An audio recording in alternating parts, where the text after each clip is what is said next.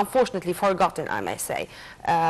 Things which is fixed now. Egypt is starting a new era, but I think the NGOs can do a very pivotal and main role in this.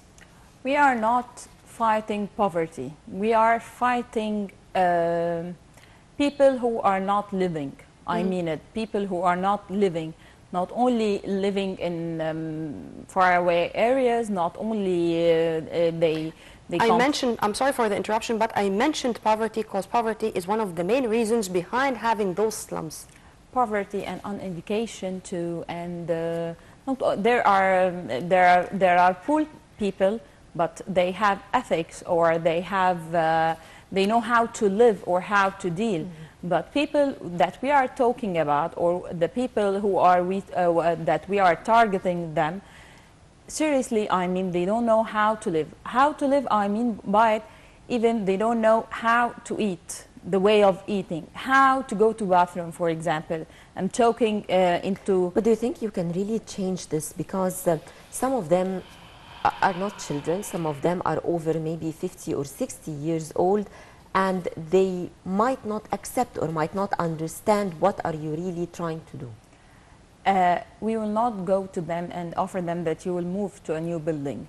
We'll go first and offer them to why not to be educated, to offer them a hand of help, to help them. They will not refuse the help at the beginning. Yes. Then convince them to move there and to use the building. They will not own it. They just have the right to use it only. At that, Salam City, which is made by the NGO man. And we do have another NGO leading member, Mrs. Faiza Farghali. Yes. She is a leading member, as I said, of a high-ranking charity working here in Egypt for years and years now. Mrs. Faiza, hello. Hi, hello.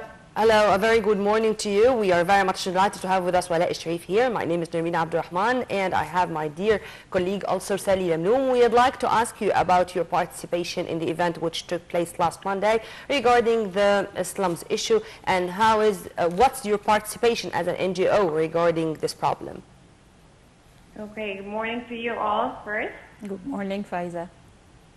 This was a start, so there's an initiative that, do you know that she has an important part of this project with Dr. Mohammed Sobhi.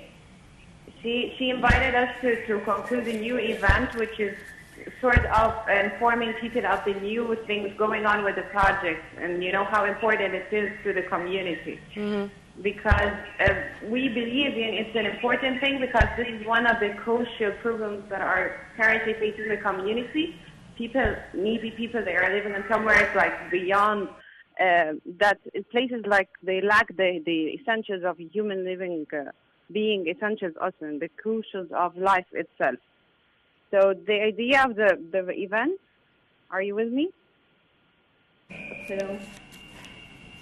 So, to continue with what we were talking about, Yes. how have you found Faiza and of course her teammate, I may say, Yes. his teammates in this leading charity regarding especially this issue?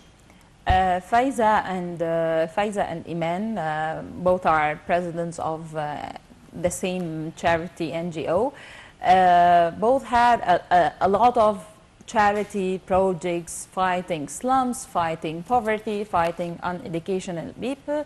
When we met together, all of us, and discussed that item, they developed the place. I mean, by developing the place, that why not to build a hospital, for example, there at the place of the slum. Yes. This is not yes, it's a great thing, but this is not the main. We should, why not to move and train those people before moving. I would like to talk also about the city, the Salam City of NGO Man.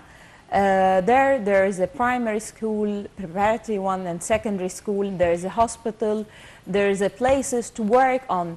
Why there is a places to work to let the people not to go outside that city in order to walk, in order to work, but they have a working place to work there and gain money and profit. But Walaa, can you tell us what did the government provide you with? I know there is a cooperation between you and the government, and of course this would facilitate many things. Yes. So what did the government provide you with?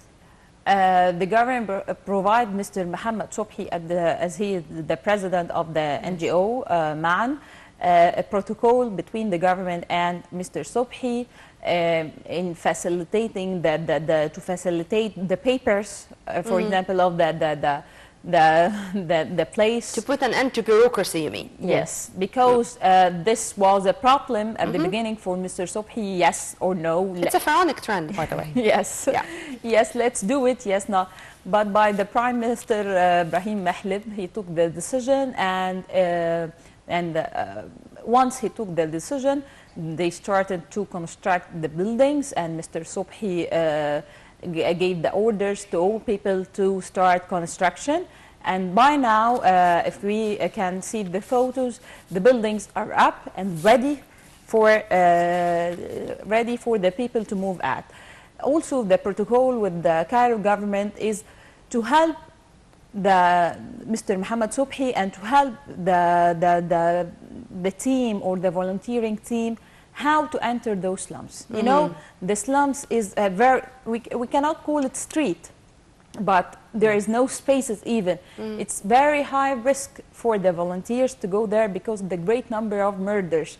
So the government, of course, will cooperate with the NGO MAN to support them by the security issues, which will be hidden in order to not too far. To secure their intervention into those places.